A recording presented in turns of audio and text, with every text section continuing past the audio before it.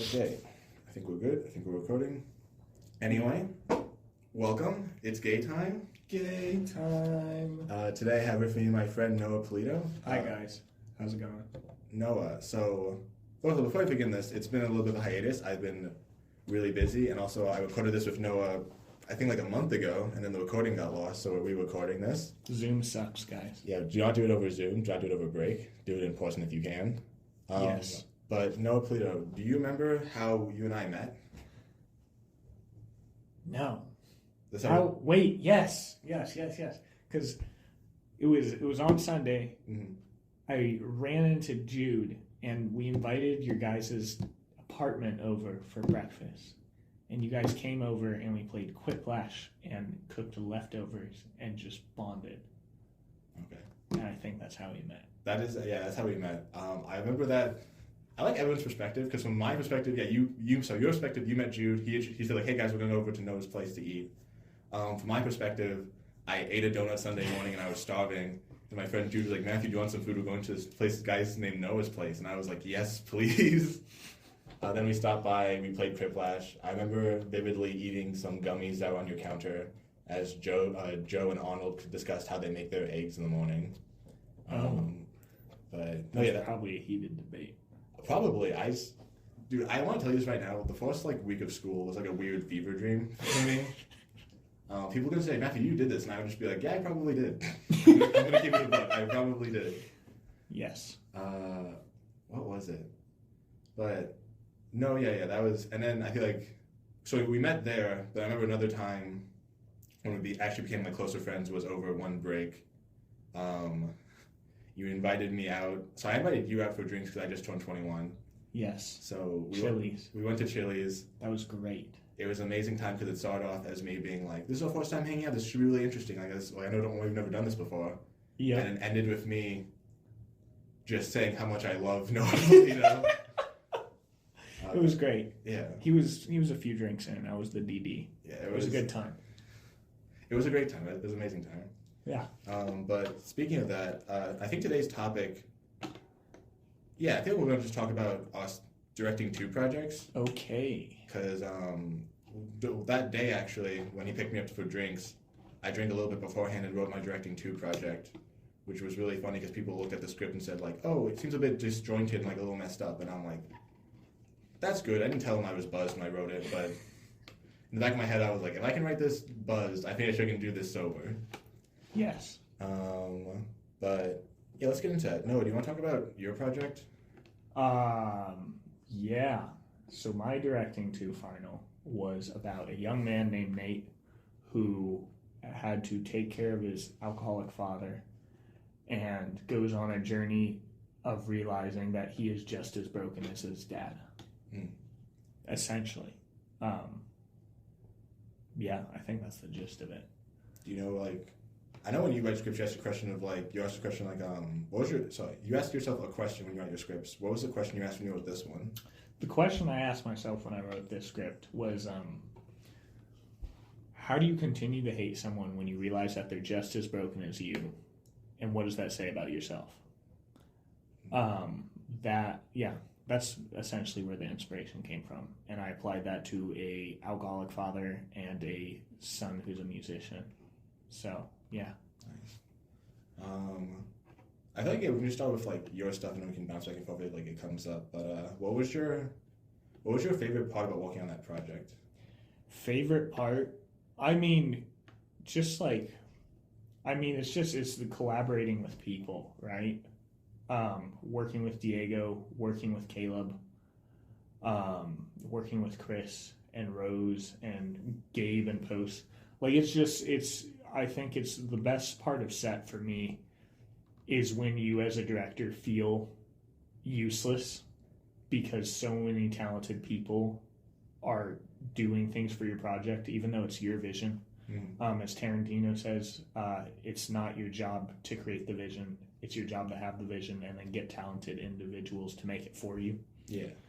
So just working with a ton of talented people and getting to collaborate, and it was great. Nice. we're gonna try bouncing back and forth, so not just like one person talking the Yes, entire time. Last Gig. Yeah. So first of all, his directing 2 projects. His name was sorry, I keep getting it's Broke My Guitar. It's Broke My Guitar. I keep putting like I at the beginning for some reason. But my directing project was Last Gig, and I purely made this first of all because I wanted to do a directing 2 project because I haven't gotten to direct any like a bigger project yet. But second of all, because I noticed all of the lineups were mostly dramas, and I was like, I think we need a little bit of comedy. Noah's gonna make the whole room depressing. Let me make some people. Yeah, let me make a couple people laugh before they, cry a bit. But no, my story of Last Gig was the story of, I don't know if it came across that in the final project, but it's the story of like pretty much someone not growing up and not like moving on. And it sounds depressing, but like it's kind of played off as like with these 2 burglars who one has like moved on, gotten like a wife and like changed his life and got turned it around, and the other one's still just like a complete goofball and still like robbing houses. So the one that is like a goofball tricks him into doing like one last gig with them to like rob a house, and then hijinks ensues. I'm not gonna say too much about it because I feel like I should probably put that on YouTube. Like You should put it on YouTube. I'm gonna put that. I'm gonna put a links into it. Is yours on YouTube yet? No, mine's not on YouTube yet. Want to do like a dual release? I'll let you know. Okay, I'll let you know. Excellent. But no, yeah. So that project was really fun working on. I think my favorite part was, pre-production sucks. My favorite part was Dude, pre-production is great. I love pre-production. It's so stressful because you have to just keep texting people like, "Hey, are you free? Can you do this?" And everyone's just like, Yeah, I'm and busy. then you just keep meeting and you keep talking and you overthink the most simple shot and it turns into a 4-hour session and you maybe draft out like three shots. It sounds. It's great. My favorite part is just being on set and seeing it all come together. My pre-production was a bit of a mess because I got my lead actors, the location, and the most of the props in a week before shooting, and it was so funny because I was talking to my producer, and they're like, "So who do you have?" And I'm just like, "We're talking to Connor right now. He seems interested." But no, everyone on the set was amazing. Darla did a good job. Connor did a great job. Mary did an amazing job. David Kohler really stepped up. Bro, his improv in that is hilarious. Everyone's favorite scene is the David Kohler scene, and I cannot blame them. Oh, it's beautiful. It's flawless. But no, yeah, being on set is just an amazing experience because, like you said, you kind of you just tell people like, "I want this," and they're like, "Okay," and then they just do it. Yeah. And it's like kind of scary because you're like putting trust in like other people, but at the same time, like it's so much fun just like working with everyone, especially when they're like good friends. Yeah. I think a few highlights of my set was we borrowed David Cole's like massive truck, and first of all, it was a mess. And I asked David Cole if he wants me to clean it for him, and he said, "No, I feel like it makes sense for her character to have the truck be messy." And I don't know if he lied about that just to not clean his truck, but either way, it was it was a good reason. She was a messy character. But I drove up with the truck, and Esmeralda just lit up because apparently she loves trucks, and I did not know that.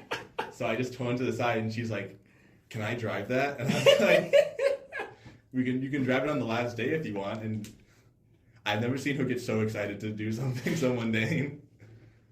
And then another highlight was over lunch one time we were making sandwiches, and I think it was Rose. She went out to talk to her mom about something, and I wanted to go double check if she wanted me to keep her a sandwich to the side or something. So I walk up behind her, and every day on set I would wear a different something new, kind of to keep the morale up. And today I was wearing a Hawaiian short, and I had my glasses and hat on. I'll see if I can find a photo to put it on.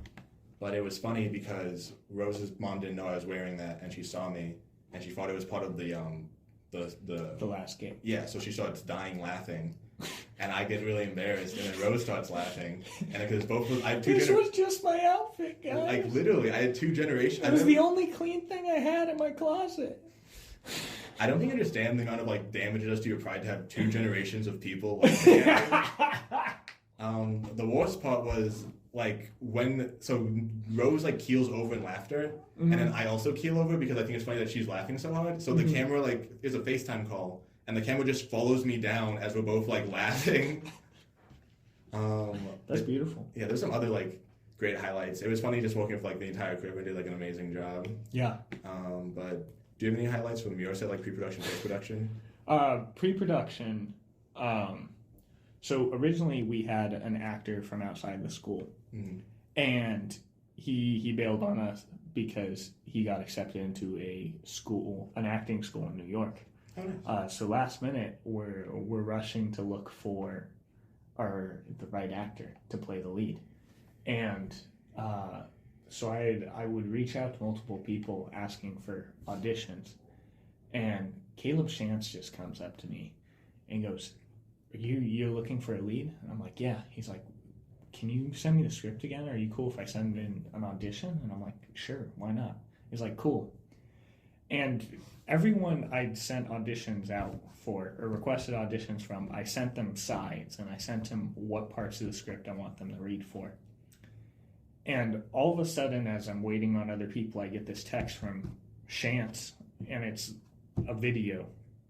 And I click it, and he was the one guy I hadn't sent the scenes to. I hadn't told him what scenes I wanted, and he picked the exact scenes that I wanted, and he performed them so good. And I was like, "We found our guy. We're good." No more auditions. We got him. Yeah. That's insane. So that was, I didn't even look at any other auditions except maybe like for one. But that was great. That was a really cool highlight from production. Mm-hmm. Pre-production, or no, that was a highlight from pre-production. Production. Last day. Last day, a guy comes up with he just goes, "Hey, you guys need to turn off your lights or I'm gonna do something stupid," and pulls out a shotgun. And so here I am. I get this news and I hear this guy is threatening my friends, and I just want to go full ballistic on the guy. We're filming the most intense scene of the movie, the most emotional, and all of a sudden I found out this guy is threatening my friends with a shotgun. And people are like, "No, just keep directing. Like, keep calming people down." And the actor of the dad, Chris Childs, was getting so angry. And this guy is jacked. And he's just like, "I'm going to go out and I'm going to take care of that guy." And my DP is just going, "Hey, Noah, you need to calm Chris down." And I'm like, "Dude, I'm going to go out with him. I'm going to beat this guy's ass. It's going to be fucking badass. This is going to be great." Like, I'm so pissed right now. And so but I have to keep directing, and so while we're filming this whole thing, apparently 6 cop cars pull up with canines, and a helicopter just starts circling the house, and it was crazy. It was a lot of fun. To head on to that conversation, I was the guy that got the shotgun pulled out on him. So, fun fact about me is I need glasses, but I don't wear them. And I see this guy walking. It's like 10 o'clock. It was pretty dark outside. Oh, man. So I see this guy walking up the driveway, and I'm like, "Oh, that must be someone who came like late for set or something. I'm gonna go tell him to be quiet because we're shooting." I meet the guy in the spotlight. He says what Noah says, like, "Take this stuff down. I'm gonna do something stupid." I say 100%, so we'll take it down. He's like, "Okay, got it," and then gives me a fist bump. And when I give him a fist bump, I notice in the other hand there's a shotgun, and I've been talking to a guy with a gun this entire time. Oh, God. And he starts walking down the driveway. And I turn to the side and just see like 4 guys staring out the windows, like just jaws drop, like what they just witnessed. And I like just take out my walkie-talkie and I'm like, "Hey guys, we gotta pack this stuff up. There's a guy with a gun outside." So genuinely like a very just like randomly tense moment. But what makes the story even better was just the conversations I was having with people afterwards, or like while it was happening. Because while the police cars were like pulling up, Philip Neary walks outside and he's like, "It stays like this where you wish you went to confession one more time." And I'm like, "Buddy, you did not have a gun next to you." I remember there's so many people just flipping out, I'm just ready to go beat this guy. And then I see Mary Seavold, who's just standing contently. She was our production design. And I go, "Mary, you good?" She's like, "I went to confession this morning. I'm good. We're fine." It was, oh man. Since you brought up Mary Seavold, the entire time Mary was on set, she was doing a great job doing production design and everything. But she kept just finding bugs and looking for coyotes. And there's this, you know that one meme where it's like the kid going to bed, like the soldier dad like guarding the arrows? I like to imagine it's like Mary Seavold looking at bugs while I'm getting like stood up with a shotgun. Someone should paint that. That'd be beautiful. I might add that to like little like recap thing on the video. Yes. Yeah, you should. That would be sweet. No, yeah, what was it? It's something. No, yeah, sets can be stressful. Sets can be a fun time. I feel like always just like really good to just like I'd say you're like if these are gonna go to like new students or people that are like looking into going to film. I think it's really good just to like get out and set. Like it doesn't matter if you get like a job you're like that really into. Like, It's good to survive set too. Oh, It's 100%. important. There were so many times I was just given sound guy because they were like, you know how to hold a boom, right? And I'm like, yep.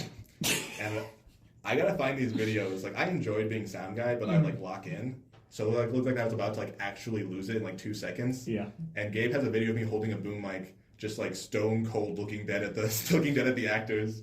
And he walked up to me and he's like, "You okay?" And I'm like, "Yeah, I'm fine." He like showed me the photo, and I'm like, "Oh, I'm so sorry." It looks like I'm about to kill everyone in this room. But yeah, no, sets are always a good time. Sets are always a good time. Oh yeah. Is there anything you like any advice you want to give out to people who like want to like start their own set or like are thinking of like kind of getting into it? Just do it. Do it. Have a vision. Don't be an arrogant ass. These people are bringing it to life with you. Find people who want to bring it to life with you, who are just as passionate. And yeah, just do it. Let the Lord lead it. Oh yeah, I kind of can't really put it about yourself. I guess my one advice is definitely when you're like starting off set, like for like really important jobs like DP and producer and stuff like that, like definitely get people you trust and you know will do the job. Oh yeah. Because like there'll be people that will be like, oh, I can do that, and like they'll do it, but you know they're not giving like their all. So definitely find people that like you know are comfortable with you doing like people you're comfortable with or people you know will do a good job. Yeah. That's a good piece of advice. Let me check how much time we have because I want to. We have 18 minutes left. Oh, we have 18 minutes left? Yeah, we can either just continue talking about our set lives, Well, or we can just let's talk about what about post-production? post-production. Oh, post-production is a nightmare. I hate post-production. I forgot about that. Post is great. No, post is amazing because like it's the whole thing coming together. Yeah. But like there were so many times I was on set and people were like, "Matthew, I want to go see how the shot looks." Like not on my set, but like on other people's sets. Yeah. Because like, people would be like surrounding the monitor, and I said to like people and myself, and I'm like, "This shot can be the most beautiful thing ever. It all comes down to what happens in post." Yep. And my thing was a like terrible post because what was it? Connor and Darla did an amazing job, but a lot of it was improv, and which caused a lot of scenes not to be able to like cut together well because the scenes would be different. Yeah. So I would like have this amazing scene. I'm like, this is so funny, and I would give it to Michael, and he's like, I can't do anything with this. We can't cut properly. Screw you, Matthew. Like I felt so bad, but We'll fix it in post, guys. We'll fix it in post. That's why it was so bad. We had there's one scene with the truck, and we kept doing this one gag where they kept cutting to the outside of the truck, and the voices would be like muffled because we kept having to like hide cuts. And first of all, that made the scene. I think that made the scene like funnier. It did. But at the same time, I was like in the media lab like at 10 o'clock walking on that, and I'm like, what if I just and I like took it on the outside, muffled the voice, and I'm like, I'm a genius. I got it. I showed it to Michael. I'm like, what if we do this? But another funny story of post was I was trying to help Michael with some of the scenes, so I'd like put them together, like show him like how I want them, like what order to go in. Mm-hmm. And it was funny because I was like, our school has a curfew of like it's 11, right, or 11 or 10. Yeah. But I didn't know that. I kept telling everyone like, yep, I'm gonna go to the meet. I got off work and I was like, hey, if I'm going to the media lab, I'm gonna like pretty much pull an all-nighter. No one stopped me. Everyone was like, yeah, go ahead. I get there. I was there for like 30 minutes, and this guy walks in. He's like, you have to leave. And I'm like, what? And he's like, you guys can't be here past 11. And I'm like, oh, I know that was the rule, and I left. And I went to my friend's house, and I'm like, yeah, I got kicked out. They're like, oh, yeah, the curfew? And I was like, why didn't you tell me this was a curfew?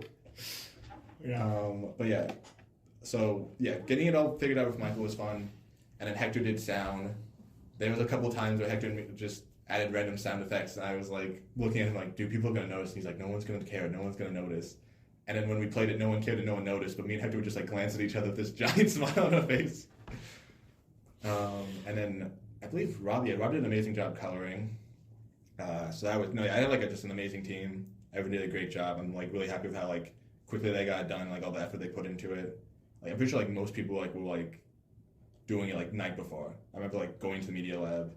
I was seeing like everyone like testing out their project on the big screen with the I think you brought speakers, right? Theo set up a speaker system because he was like, I am not allowing the shitty speaker system in the media lab to be showcasing this sound.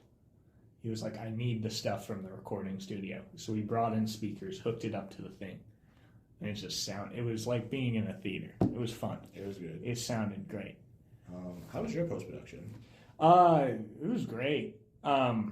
I remember first kind of day where Gabe was going to show me something, and Gabe was like, Noah, me and Diego did some brainstorming. We changed up the ending. If I tell you about it, you'll hate it, but you might love it. And I'm like, huh? And so just this entire, he's like, I'll show you later. So this entire day I'm wrapping through my mind, like, what could this be? What could he be doing? And the entire story revolves, the son and the dad have a conversation of, because the mom's dead, right? So this is their relationship in the aftermath of mom's death. And they talk about how and the whole story revolves around this kid's broken guitar. So Nate's dad broke his guitar when he was 18. And the whole story kind of revolves around this broken guitar, around this broken relationship. And so what the dad says is, when me and your mom used to get in fights, I'd sit on the other side of her door and play our song on the guitar.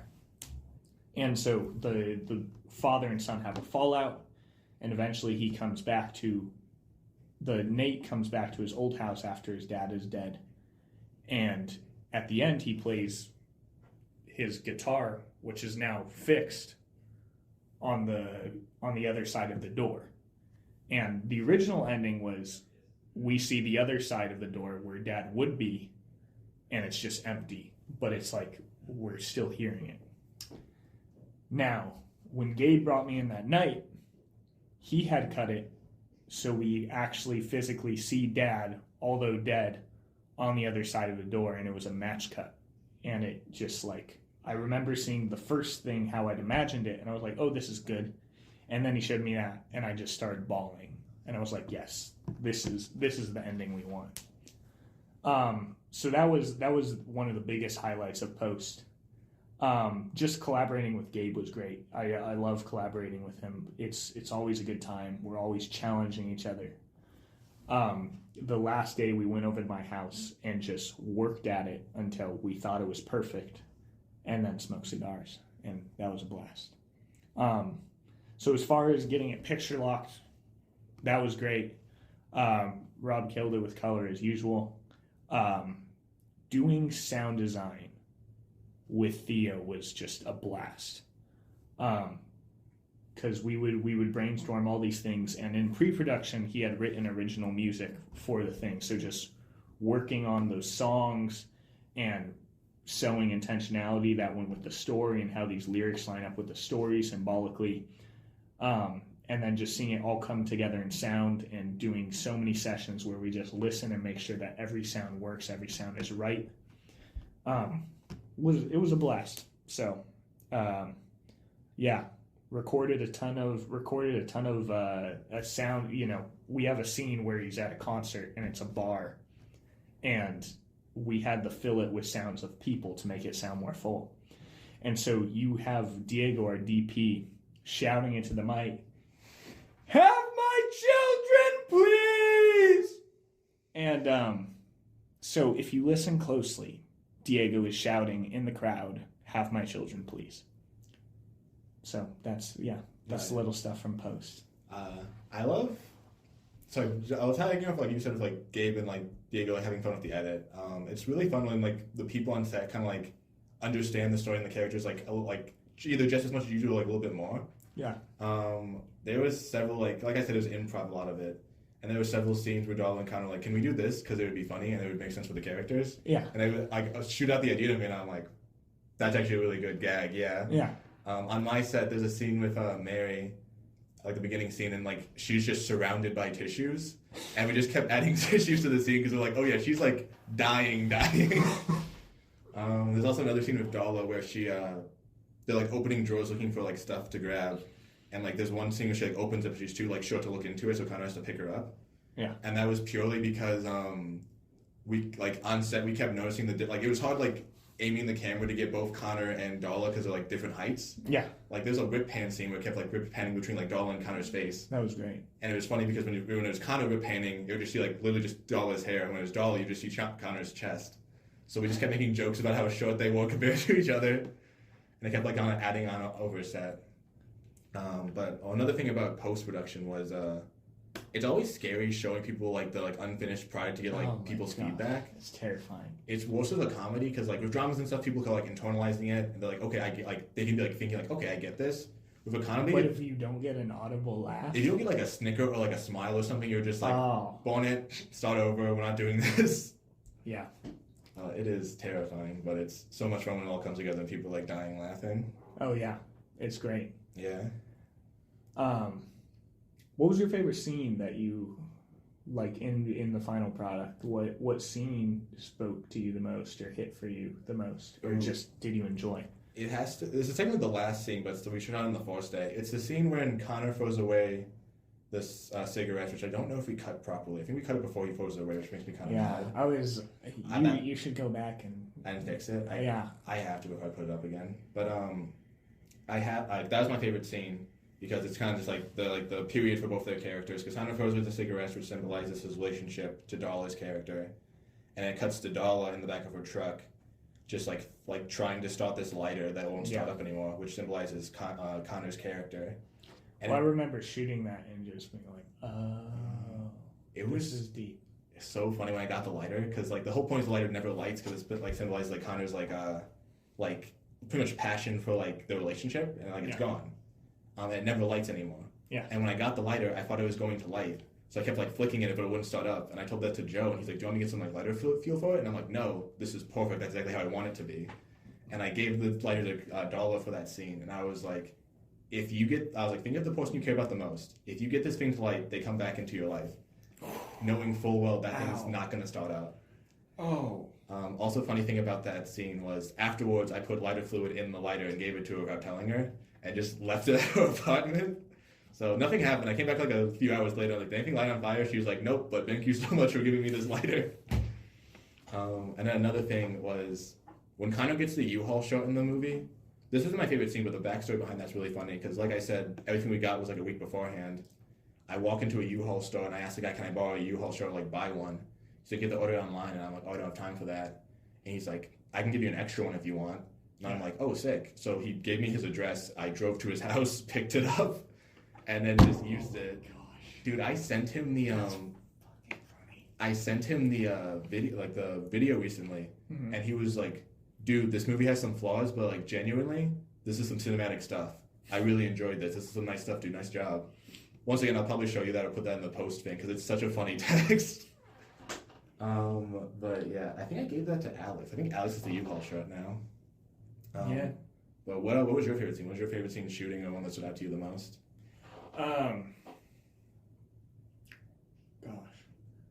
I'd say like my favorite scene overall is when he's kind of getting lost in the crowd and receiving the affirmation that he's lacking from his dad, but it all goes quiet. And then he's all of a sudden in his living room staring into a broken mirror, and the shot begins in profile like he's hiding, and we don't see his full face until we look into the broken reflection of the mirror. And then we tilt down to the broken guitar. So that scene overall for me was my favorite scene. Yeah. And I think the one that hit home the most for me. But yeah. What was it? I remember if I had I was on your set most of the time, so I had to do a lot of helping with I was a gaffer on it. I think my favorite scene was definitely the scene where he's looking through the guitar strings in the closet. That was a really fun one to shoot. I remember. I love the behind the scenes so much because all I can imagine is Diego just in the corner of the closet with the camera. Yes. That was fun. But yeah. So, let me just make sure we're on time. Okay, we got 5 minutes. What's another good favorite scene? Was good. What do you think your biggest takeaway from making this film was? I was just about to ask you the same thing. Yeah.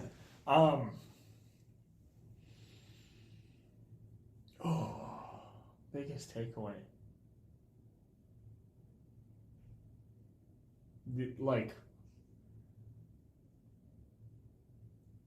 I mean, at the end of the day, it's directed by Noah Polito. It's directed by you, but like just the amount of people that bring it together, and it wouldn't be the same without those people. Like that's just so valuable to me. And I think that, that was my takeaway. It's just like these people make your movie, and it's beautiful. And we're lucky enough to get a BTS guy on this. Thank you, Tony. And just looking back at those photos, like, is so good, and it's so great. And looking at the movie and seeing that those people helped bring this to life to tell an emotional and impactful story is just so good. So yeah, I think that's my biggest takeaway.